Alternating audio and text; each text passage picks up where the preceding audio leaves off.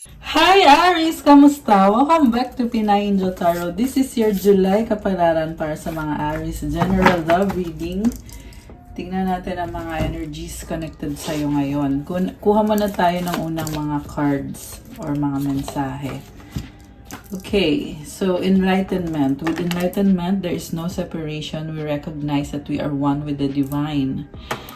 Ang ganda ng card na to. Ang lakas ng energy mo ngayon, meron kang realization, enlightenment, malakas din ang intuition mo. So, kung ano yung minamanifest mo, mukhang makukuha mo naman kasi connected ka sa divine, connected ka kay God. Next card, union. So, mukhang ka-deal mo ay isang soulmate connection. The union of divine soul counterparts is a miraculous event that begins when you least expect it. Okay, isa pa. Kuha pa tayo ng isa pa. Oops, okay.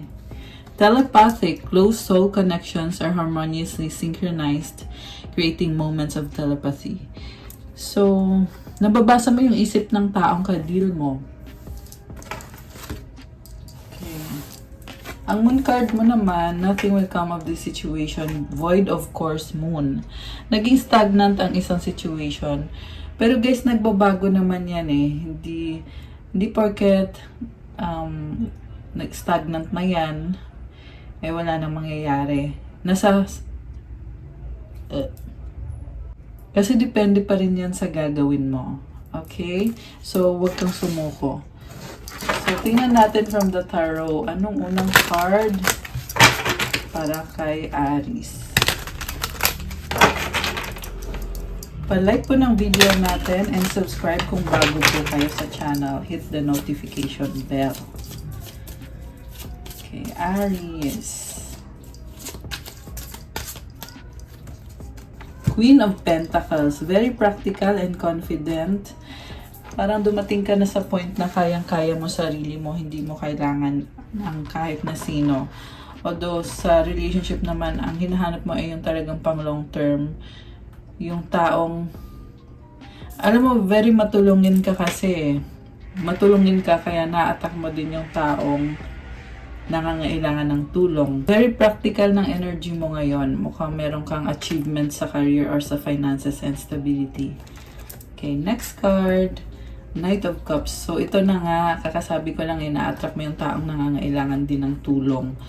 Kasi, part yan ng connection ninyo ng taong yan. There is romance and posibleng breadwinner ka.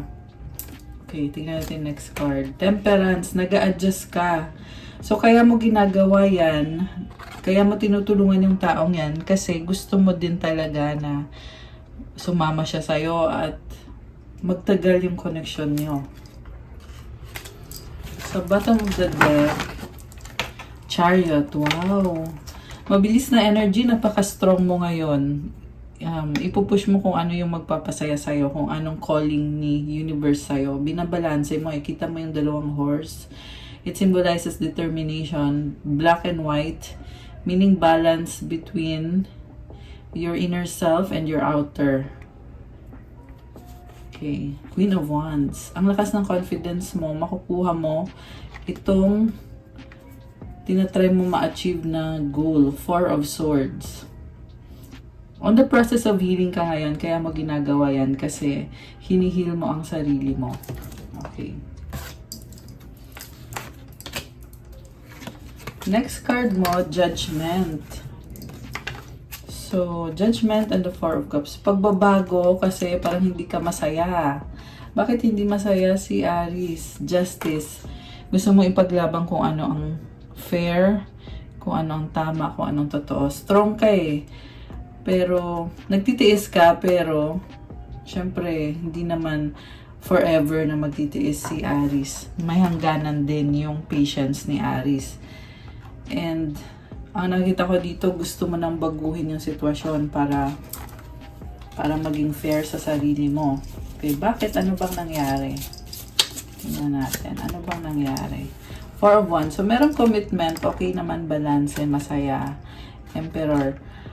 Ikaw yung talagang nag-effort dito. Masculine energy. Ikaw to Emperor. Sa totoo lang, okay naman kayo. Kasi, Four of Wands, may commitment. Okay, tingnan natin.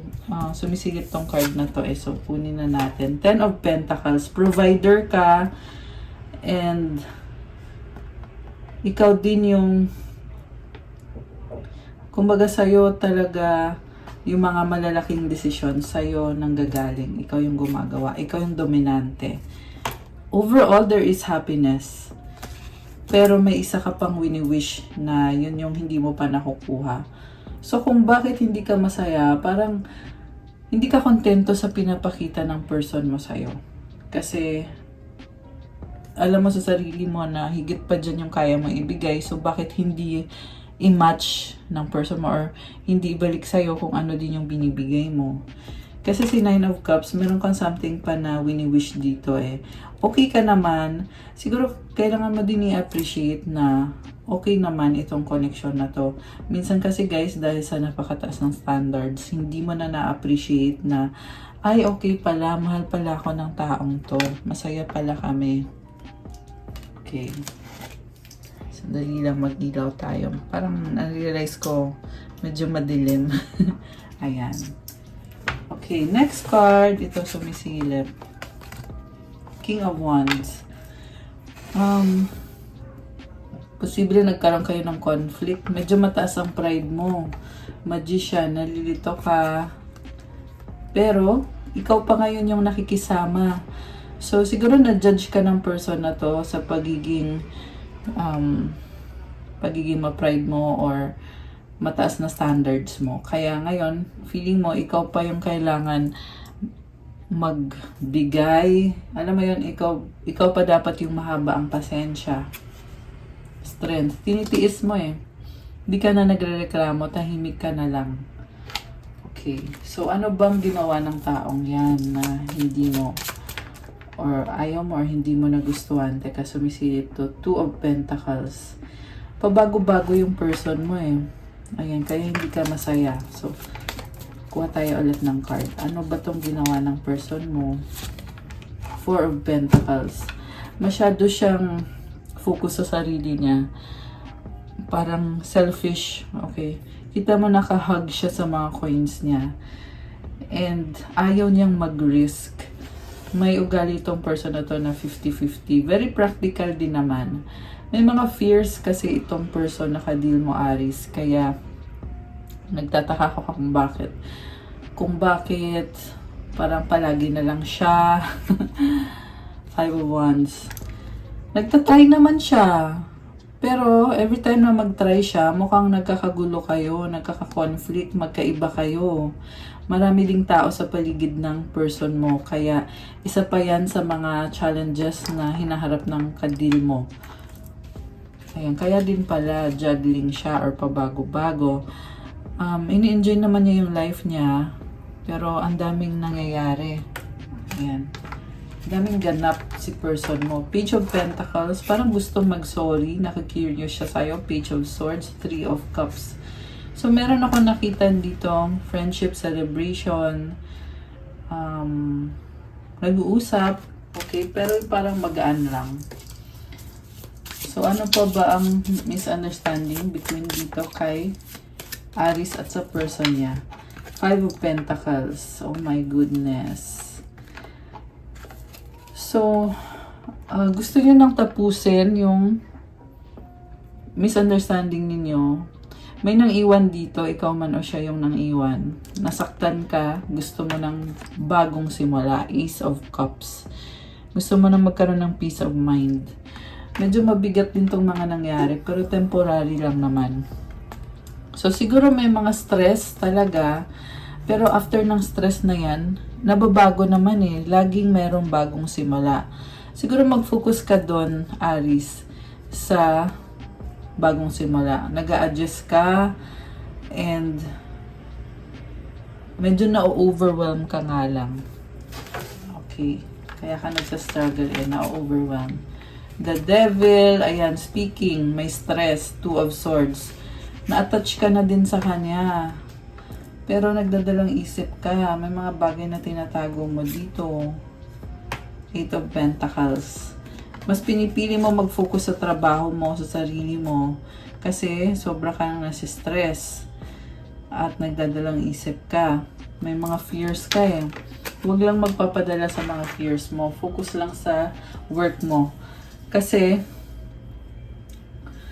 alam mo, minsan hindi ka na nakapag-isip na maayos dahil sa fear. So, huwag mong i-entertain kung nakakaisip ka ng mga hindi magandang energy.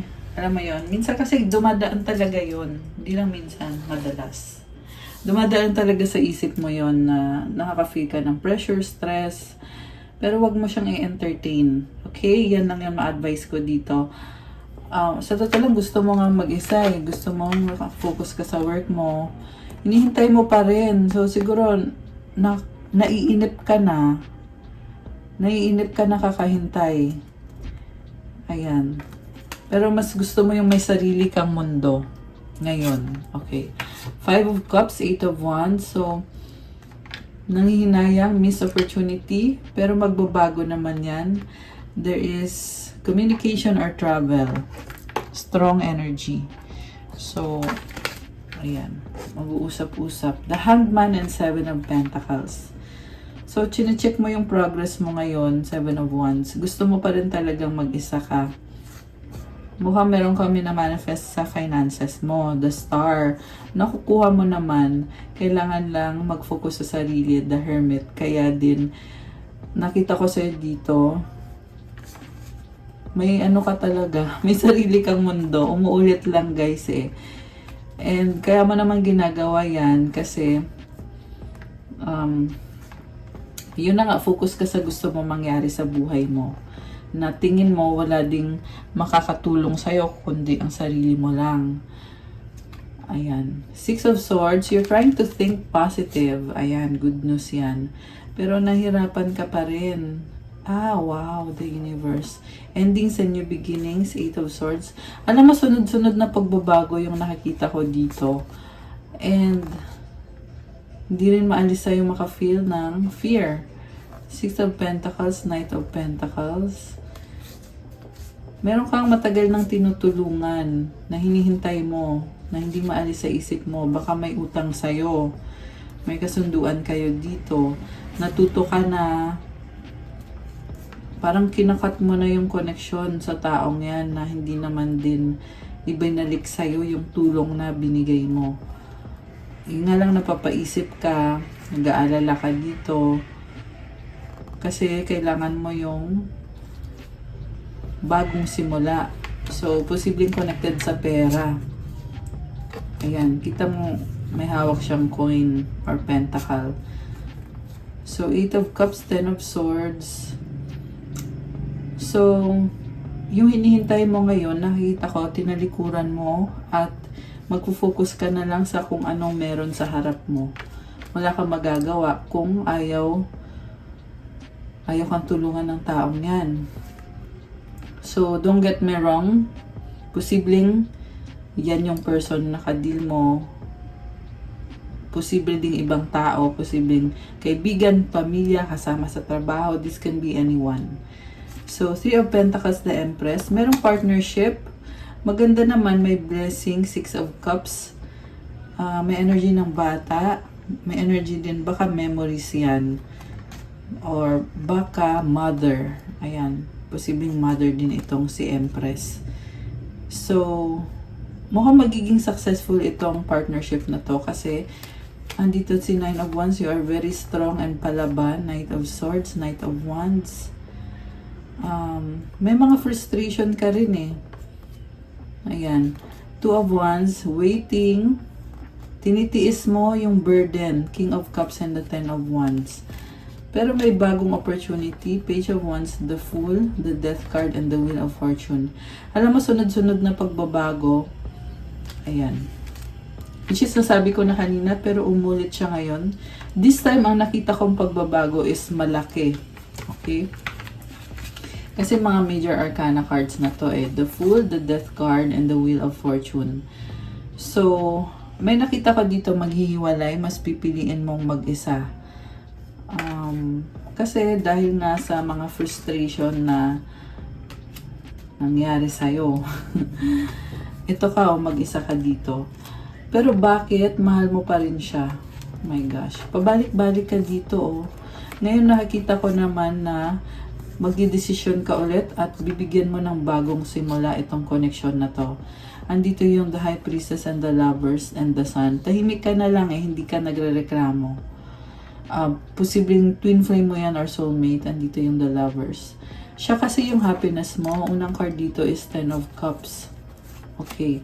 So, King of Swords and the Tower, the Hierophant. Again, pagbabago. Sa huli, alam mo, nakita ko sa huli, mahal ka naman pala ng taong to. Kasi hindi rin niya matiis, oh. Andito si Queen of Cups and si Hierophant. Kailangan na talaga ng pag-uusap dito, Aries. Kasi andito yung Tower, eh. Yung iba sa inyo kasi ayaw nyo magsalita kasi gusto nyo na equal. Gusto nyo ng fair, gusto nyo ng equal. Kaya hindi na pag-uusapan. Pero dito sa dulo, nakikita ko na may malalim na connection. Hierophant and the Queen of Cups and the King of Pentacles. Magkaiba pa rin kayo ng ugali ng taong yan. Pero nakikita ko na, ngayon na may pagmamahal para sa'yo.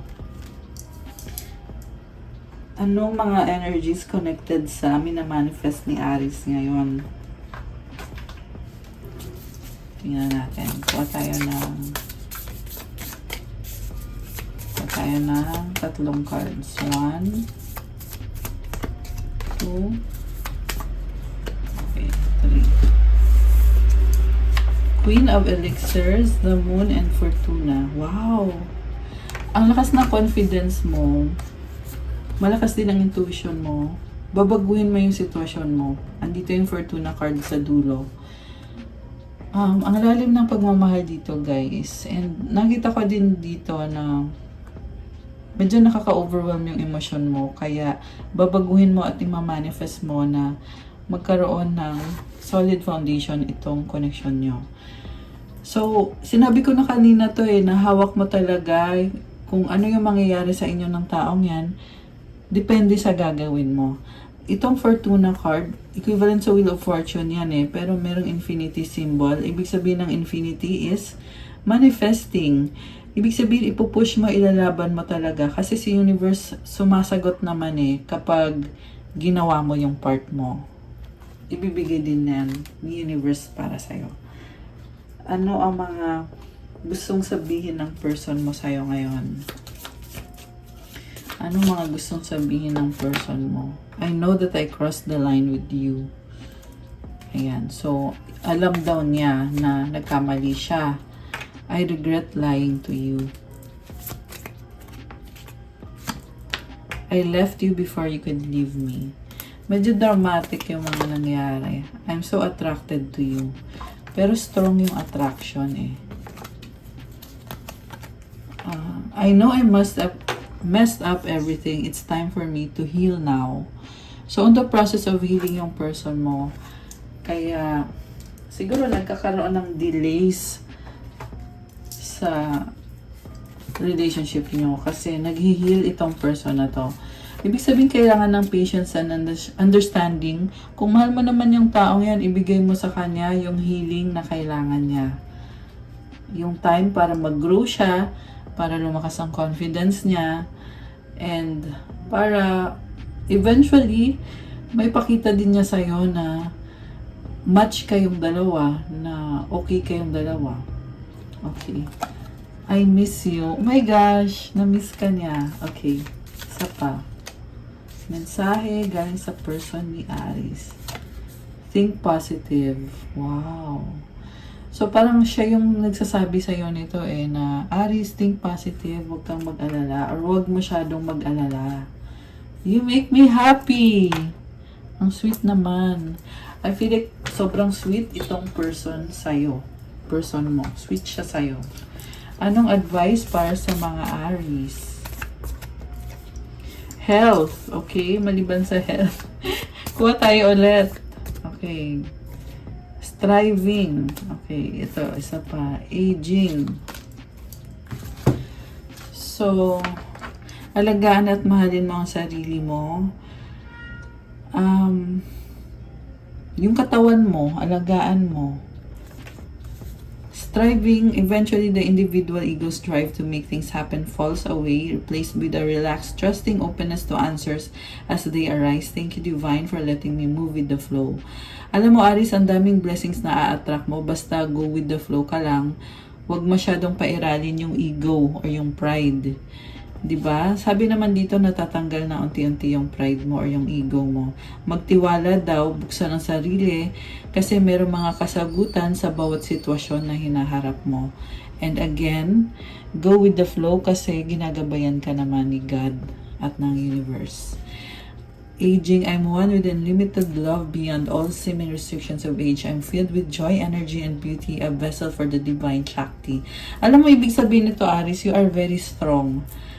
And punong-puno ka ng saya, ng energy, ng kagandahan. So, hindi nagmamatter yung edad. 18 on the clock. Oh my gosh, I love it. My angel numbers. Ayan. Okay guys, that's all I have for you, Aries. Para sa yung July kapalaran. Thank you for watching. Good luck sa inyo. Comment kung nag-resonate ba. Kung hindi nag-resonate, okay lang. I-comment nyo lang din. And please subscribe. Hit the notification bell. Kung nag-resonate at kailangan nyo ng more information, pwede kayong mag-book ng private reading. Tingnan nyo na lang po sa description box. Diyan po nakalagay yung mga contact details. And for those who want to start your crystals journey, check out my Instagram. Meron po akong crystal collection na nakapost doon. May mga crystals to help you with anti-stress, mental clarity, focus, attract love, attract money, meron for self-confidence, wealth, prosperity, and abundance, focus, determination, motivation, strength, and marami pang iba guys. Marami pang iba. So, tingnan nyo na lang po doon. Thank you so much, Aries! Have a good day. God bless you. Stay safe. I'll see you again soon. Love you guys. Bye!